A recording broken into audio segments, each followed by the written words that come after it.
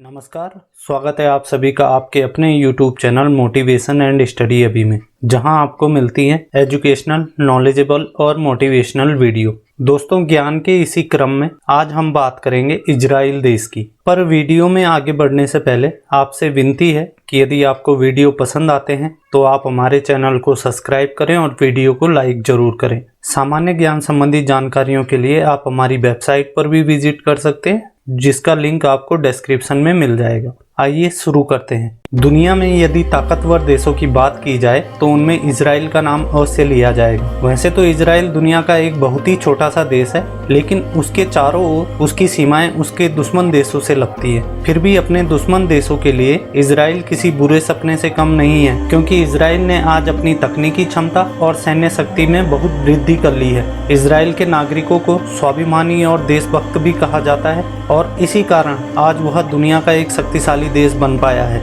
Israel एक यहूदी देश है और इसकी सैन्य ताकत का लोहा पूरा दुनिया मानती है और अपनी ताकत के दम पर ही इजराइल आज अस्तित्व में है। इजराइल की खुफिया एजेंसी मोसाद आज दुनिया की सर्वश्रेष्ठ खुफिया एजेंसियों में से एक मानी जाती है और मोसाद का भी इजराइल को मजबूत बनाने में एक अहम रोल है। सबसे पहले एक नज़र डाल लेते हैं इजराइल के भूगोल पे। इजराइल एशिया महाद्वीप के पश्चिम दिशा में स्थित है, जिसका कुल क्षेत्रफल 20,770 वर्ग किलोमीटर है। इजराइल की राजधानी जेरूसलम है और इजराइल का सबसे बड़ा नगर तेल अवीव है। इजराइल को स्वतंत्रता 14 मई 1948 को मिली थी और इसकी सीमाएं उत्तर में लेबनान, उत्तर पूर्व में सीरिया, पूर्व में जॉर्डन, दक्षिण में अकाबा की खाड़ी, दक्षिण पश्चिम में इजिप्ट या मिस्र देश और पश्चिम में भूमध्य सागर व गाजा पट्टी से लगती है। इजराइल का उत्तर से दक्षिण तक अधिकतम विस्तार 424 किलोमीटर और पूर्व से पश्चिम तक का अधिकतम विस्तार 114 किलोमीटर है। यहाँ की स्थलीय सीमा की लंबाई 1017 किलोमीटर है, जबकि समुद्र तटीय सीमा इसकी 273 किलोमीटर है। 2021 में यहाँ की जनसंख्या लगभग 93 लाख के आसपास है और इजराइल की राष्ट्रभाषा हिब्रू, जिसे इब्रानी भी कहते हैं, और अरबी है।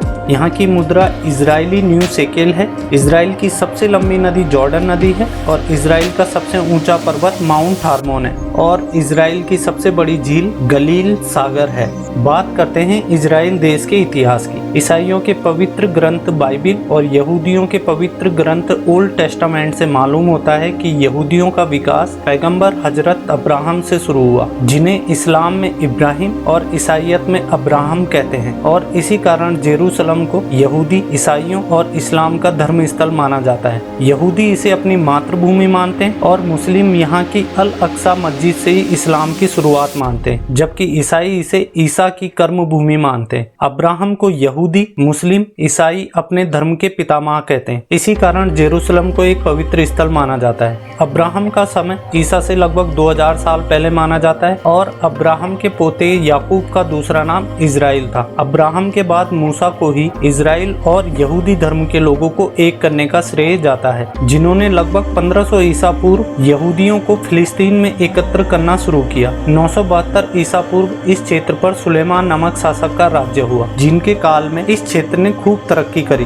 35 वर्षों के शासन के बाद लगभग 937 ईसा पूर्व में उनकी मृत्यु हो गई। उसके बाद यह क्षेत्र छोटे छोटे राज्यों में बिखर गया और आपसी युद्ध होने लगे। 884 ईसा पूर्व में उमरी नामक शासक ने इस क्षेत्र पर अपना अधिकार कर लिया और फिर से सभी छोटे छोटे राज्य एक बड़े साम्राज्य में बदल गए। 610 ईसा पूर्व में इजराइल खल्दी सत्ता के अधीन रहा। उसके बाद 550 ईसा पूर्व हकामनी शासन का अधिकार इस क्षेत्र पर हुआ, जो ईरान देश का राजवंश था। 330 ईसा पूर्व सिकंदर ने ईरान को जीतकर हकामनी साम्राज्य का अंत किया और उसके बाद यह क्षेत्र सेल्यूकस राजवंश के अधीन हो गया। 66 ईसा पूर्व में रोम के जनरल पॉम्पी ने इस साम्राज्य पर आक्रमण कर समस्त राज्य पर कब्जा कर लिया और उन्होंने हजारों यहूदियों का कत्ल करवा दिया और इसके बाद 6वीं ईस्वी तक रोम के शासकों का अधिकार इस क्षेत्र पर रहा। लगभग 636 ईस्वी में अरब शासकों ने रोम के शासकों को हराकर इस क्षेत्र पर कब्जा कर लिया और उनकी सत्ता 1099 ईस्वी तक इस क्षेत्र पर बनी रही। इसके बाद ईसाई धर्म के जोनीसारों ने जेरूसलम और आसपास के क्षेत्रों पर कब्जा कर लिया, जो 1187 ईस्वी तक रहा। 13वीं और 14वीं शताब्दी में हुलाकू और तैमूर लंग ने जेरूसलम पर आक्रमण कर पूरे क्षेत्र को ही ध्वस्त कर दिया और इसके बाद 19वीं सदी तक मिस्र के शासकों ने यहाँ राज्य किया। फिर प्रथम विश्व युद्ध के समय शुरुआत में तुर्की ने इजराइल पर कब्जा कर लिया। सन 1917 में ब्रिटिश सेना ने फिलिस्तीनी क्षेत्र, जिसमें इजराइल भी शामिल था, पर कब्जा कर लिया और उसके बाद अंग्रेजों ने यहूदियों के लिए एक अलग देश बनाने की मांग शुरू करी, क्योंकि वे चाहते थे कि यहूदी और फिलिस्तीनी आपस में लड़े। इसी समय अंग्रेजों ने इजराइल में अप्रवासी यहूदियों को बसाना शुरू कर दिया और काफी संख्या में देश विदेश से यहूदी यहाँ आकर बसने लगे। यहूदियों की बढ़ती जनसंख्या देख पहले से इस क्षेत्र में रह रहे अरबों और यहूदियों के बीच संघर्ष होना शुरू हो गया और इसके बाद ब्रिटेन ने अप्रवासी नागरिकों का इजराइल में आने पर रोक लगा दिया। इसके बाद यहूदियों ने ब्रिटिश शासन के इस आदेश का विरोध शुरू किया और ब्रिटिश अधिकारियों और सैनिकों पर हमला करना शुरू कर दिया। ब्रिटेन, जो द्वितीय विश्व युद्ध के बाद अब कमजोर हो चुका था, उसने यूनाइटेड नेशन से इसका हल निकालने को कहा और 1947 में यूनाइटेड नेशन ने फिलिस्तीन को 3 भागों में बांटने का फैसला किया। पहला भाग इजराइल देश के लिए, दूसरा अरब के लिए और तीसरा यरूशलेम को बना दिया गया और 14 मई 1948 को इजराइल को एक स्वतंत्र देश के रूप में ब्रिटिश सत्ता से मुक्ति मिली, परंतु संयुक्त राष्ट्र द्वारा इसे 11 मई 1949 को देश की मान्यता दी गई थी। इजराइल अरब युद्ध 1948। इजराइल की आज़ादी के अगले दिन ही अरब देश मिस्र, सीरिया, जॉर्डन, लेबनान और इराक ने मिलकर इजराइल देश पर हमला कर दिया। हमले का कारण सिर्फ इतना था कि अरब देश सभी मुस्लिम देश थे और उनके बीच एक यहूदी राष्ट्र स्थापित हो गया था जिसे वे विदेशी राज मानते थे। हालांकि युद्ध में दोनों पक्षों को नुकसान हुआ, लेकिन जून 1948 में दोनों पक्ष इस युद्ध विराम के लिए सहमत हो गए। इतने देशों का एक साथ मिलकर इजराइल पर हमला करना और उसे हरा नहीं पाना उनके लिए एक शर्मिंदगी का विषय बन गया था। युद्ध विराम का फायदा इजराइल देश को हुआ और उसने युद्ध के पश्चात अपने लिए एक मजबूत सैन्य तंत्र स्थापित कर लिया। इस युद्ध में फिलिस्तीन की गाजा पट्टी पर मिस्र ने अधिकार कर लिया और जॉर्डन नदी के पश्चिमी तट पर, जिसे वेस्ट बैंक कहा जाता है, पर जॉर्डन देश ने अधिकार कर लिया। इस प्रकार जो भाग फिलिस्तीन का था वो मुस्लिम देशों ने आपस में ही बांट लिया। लगभग 7.5 लाख फिलिस्तीनी बेघर हो गए और युद्ध का फायदा इजराइल को भी हुआ, क्योंकि उसने आधे जेरूसलम शहर पर कब्जा कर लिया। 6 दिन का युद्ध। इजराइल और अरब देशों के बीच 5 जून 1967 को फिर से युद्ध प्रारंभ हुआ, जब इजरायली वायुसेना का एक विमान मिस्र की सीमा में घुस गया और उसके बाद मिस्र ने इजराइल पर टैंकों और विमानों से हमला कर दिया। मिस्र के साथ अरब देश Iraq, Kuwait, Syria, Algeria, Sudan, Yemen, Saudi Arabia भी शामिल हुए। इजराइल ने चंद घंटों में ही मिस्र के काहिरा और स्वेज नहर सैन्य अड्डों पर हमला कर उसे पूरी तरीके से तबाह कर दिया। लड़ाई के पहले दिन ही इजराइल ने लगभग 400 विमानों, 300 मिस्र के, 50 सीरिया के और बाकी अन्य देशों के उड़ा दिए और 11 जून को युद्ध विराम घोषित किया गया। इस युद्ध में अरब देशों को मुंह की खानी पड़ी और इजराइल ने पूरी दुनिया में अपनी ताकत का लोहा मनवा लिया। इस युद्ध में जहां इजराइल के 983 सैनिक मारे गए, वहीं मिस्र के लगभग 15,000 सैनिक, जॉर्डन के 700, सीरिया के 1,000 और अरब देशों के लगभग 25,000 सैनिक मारे गए। अरब देशों को युद्ध से काफी नुकसान हुआ और इसके अलावा ही इजराइल ने मिस्र से गाजा पट्टी, जॉर्डन से वेस्ट बैंक, सीरिया से गोलन हाइट की पहाड़ियों को छीन लिया।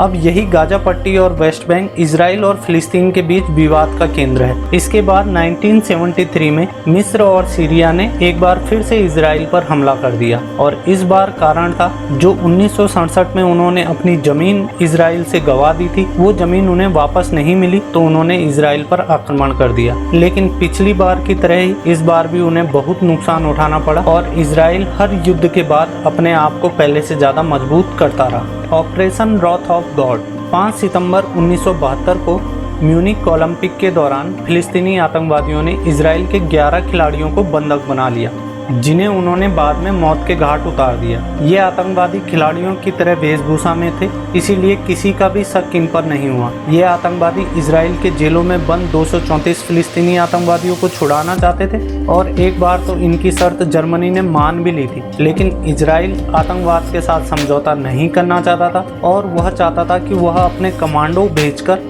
आतंकवादियों पर कार्रवाई करें, लेकिन जर्मनी ने उसे अपने देश में कमांडो भेजने से रोक दिया।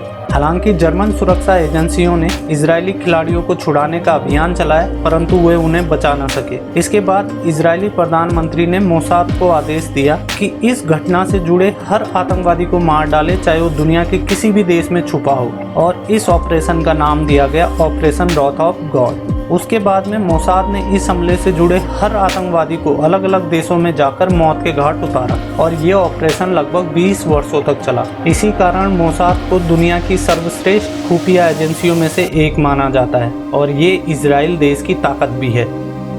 बात ऑपरेशन थंडरबोल्ट की। 27 जून 1976 को फ्रांस का एक यात्री विमान इजराइल देश के तेल अवीव शहर से पेरिस के लिए उड़ान भरा, जिसे ग्रीस की राजधानी एथेंस से होकर जाना था। विमान में कुल 256 मुसाफिर और 12 क्रू मेंबर थे। यह विमान रात करीब 12:30 बजे एथेंस शहर में लैंड करता है और वहां कुछ मुसाफिर उतरते हैं और साथ ही 58 नए मुसाफिर विमान में सवार होते हैं। उन 58 मुसाफिरों में 4 आतंकवादी भी शामिल थे। थोड़ी देर बाद ये चारों प्लेन को हाईजैक कर लीबिया ले जाकर वहां के एक शहर बेंगहाजी में फ्यूल भरवाते हैं और उसके बाद में इसे अफ्रीका के एक देश युगांडा ले जाते हैं। अगले दिन 28 जून 1976 की दोपहर में यह विमान वहां के एंटीबी हवाई अड्डे पर लैंड करता है। इन 4 आतंकवादियों में से 2 फिलिस्तीन लिबरेशन गुट के और 2 जर्मन रेवोल्यूशनरी सेल से जुड़े हुए थे। युगांडा का तानाशाह ईदी अमीन इजराइल विरोधी था और फिलिस्तीनी समर्थक था।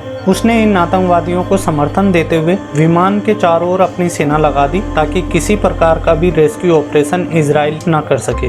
ईदी अमीन स्वयं भी एंटीबी हवाई अड्डे पर आकर सुरक्षा व्यवस्था का जायजा लेता रहता था। 28 जून 1976 को इन आतंकवादियों ने इजराइल से वहां की जेलों में बंद 40 फिलिस्तीनी आतंकवादियों को छुड़ाने के साथ साथ ही कीनिया, फ्रांस, स्विट्जरलैंड और जर्मनी की जेलों में बंद 13 आतंकवादियों की रिहाई के साथ साथ 5 मिलियन अमेरिकी डॉलर की भी मांग रखी। आतंकवादियों ने इजराइल को 48 घंटों का समय दिया और मांग न माने जाने की सूरत में 1 जुलाई से एक मुसाफिर को मारने की धमकी दी। 30 जून 1976 को ये हाईजैकर्स 48 यात्रियों को रिहा कर देते हैं जो गैर इजरायली थे। इसी दौरान इजरायली सरकार ने आतंकवादियों से कुछ दिन और मोहलत मांगी, जिसे आतंकवादी मान लिए और आतंकवादियों ने इजरायली सरकार को 4 जुलाई 1976 तक का समय दिया। साथ ही 100 और गैर इजरायली लोगों को भी छोड़ दिया। इस दौरान कई देशों ने युगांडा के तानाशाह ईदी अमीन पर दबाव बनाया, लेकिन उसका कोई फायदा नहीं मिला। 3 जुलाई को इजरायली कैबिनेट ने रेस्क्यू का फैसला करते हुए ब्रिगेडियर जॉन डॉन सोमरोन को ऑपरेशन का कमांडर बनाया।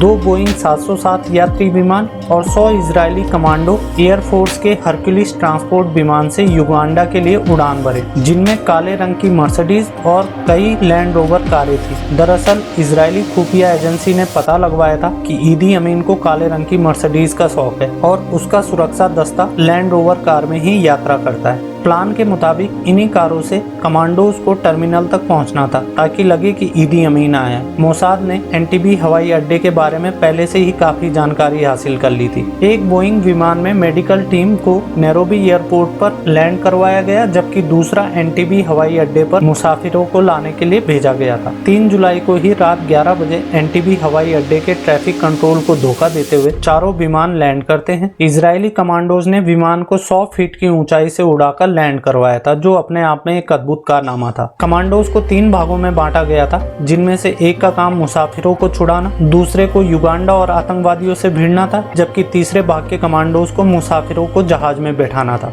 बिल्डिंग में प्रवेश करते ही इजरायली सेना ने माइक पर हिब्रू और अंग्रेजी भाषा में बोलना शुरू किया कि हम इजरायली सैनिक हैं और सभी यात्री जमीन पर लेट जाएं। ये सुनते ही सभी यात्री जमीन पर लेट गए। कमांडोज ने आतंकवादियों को गोली मार दी। कमांडोज को देख 3 आतंकवादी कमरे में भी छुप गए थे। उस कमरे को इजरायली मोसाद ने बम से उड़ा दिया। दूसरी टुकड़ी ने युगांडा के सैनिकों पर हमला किया और आधे घंटे के भीतर ही सभी यात्रियों को विमान में बैठा दिया गया। मात्र 53 मिनट के इस ऑपरेशन में 7 आतंकवादी 48 युगांडा के सैनिक मारे गए और युगांडा के 30 विमानों को भी इजरायली सेना ने उड़ा दिया ताकि कोई पीछा न कर सके। क्रॉस फायरिंग में 3 इजरायली बंदूकों की मौत हुई और 10 कमांडोज घायल हुए और एक कमांडो योनतन नेतन्याहू शहीद हुए, जो वर्तमान इजरायली प्रधानमंत्री बेंजामिन नेतन्याहू के बड़े भाई हैं। और इस ऑपरेशन के बाद इजराइल ने बता दिया कि उनके कमांडोज और खुफिया एजेंसी का दुनिया में और कोई मुकाबला नहीं कर सकता है। बात करते हैं इजराइल के कुछ और महत्वपूर्ण तथ्यों की। इजराइल दुनिया का एकमात्र ऐसा देश है जिसके कानून के मुताबिक दुनिया में कहीं भी जन्म लेने वाले यहूदी को या किसी अन्य देश में रह रहे यहूदी नागरिक को स्वयं ही इजरायली नागरिकता मिल जाती है। कोई भी यहूदी कभी भी इजराइल में आकर रह सकता है। इजराइल एक लोकतंत्र देश है, मगर यहाँ लिखित संविधान नहीं है। इजराइल में 15 वर्ष के बाद के युवक और युवतियों को आर्मी की ट्रेनिंग करनी पड़ती है, चाहे वो वहाँ का प्रधानमंत्री का ही बेटा क्यों न हो। लड़कों के लिए यह ट्रेनिंग 3 वर्ष और लड़कियों के लिए 2 वर्ष की होती है। इजराइल की वायुसेना दुनिया में अमेरिका, रूस और चीन के बाद सबसे शक्तिशाली मानी जाती है। समूचा इजराइल देश anti ballistic missile defence system से लैस है, यानी जो अपने ओर आने वाली हर मिसाइल को हवा में ही निष्क्रिय या नष्ट कर देगा। पहली कंप्यूटर पेंटियम चिप इजराइल में माइक्रोसॉफ्ट के लिए बनाई गई थी। पहली वॉइस मेल तकनीक भी इजराइल में ही निर्मित हुई। मोटरोला कंपनी का पहला फ़ोन भी इजराइल में ही बनाया गया था और दुनिया का पहला एंटीवायरस प्रोग्राम सन 1979 में इजराइल में ही बनाया गया था। घरेलू कंप्यूटर उपयोग के मामले में इजराइल दुनिया का शीर्ष देश है। दुनिया में सर्वाधिक हीरो की कटिंग और पॉलिशिंग का कार्य भी इजराइल में ही होता है। श्री नरेंद्र मोदी एकमात्र भारतीय प्रधानमंत्री हैं जिन्होंने अब तक इजराइल देश की यात्रा की है। इजराइल अपने बजट का सर्वाधिक भाग रक्षा क्षेत्र पर खर्च करता है। साथ ही दुनिया के सर्वाधिक सोलर एनर्जी का उपयोग भी इसी देश में होता है। दुनिया की सबसे छोटी आकार की बाइबिल इजराइल ने ही बनाई है, जिसका आकार मात्र 4.16 मिलीमीटर है। महान वैज्ञानिक अल्बर्ट आइंस्टाइन भी एक यहूदी थे। 1952 में उन्हें इजराइल द्वारा वहां का राष्ट्रपति बनने की पेशकश की गई थी, जिसे उन्होंने ठुकरा दिया था। वर्तमान में इजराइल में 3500 से भी ज़्यादा टेक्नोलॉजी कंपनियां मौजूद हैं। वीडियो देखने के लिए आपका धन्यवाद। यदि वीडियो अच्छा लगा हो तो लाइक करें और इसी प्रकार के नॉलेजेबल वीडियोस के लिए हमारे चैनल को सब्सक्राइब करें। जय हिंद, जय भारत।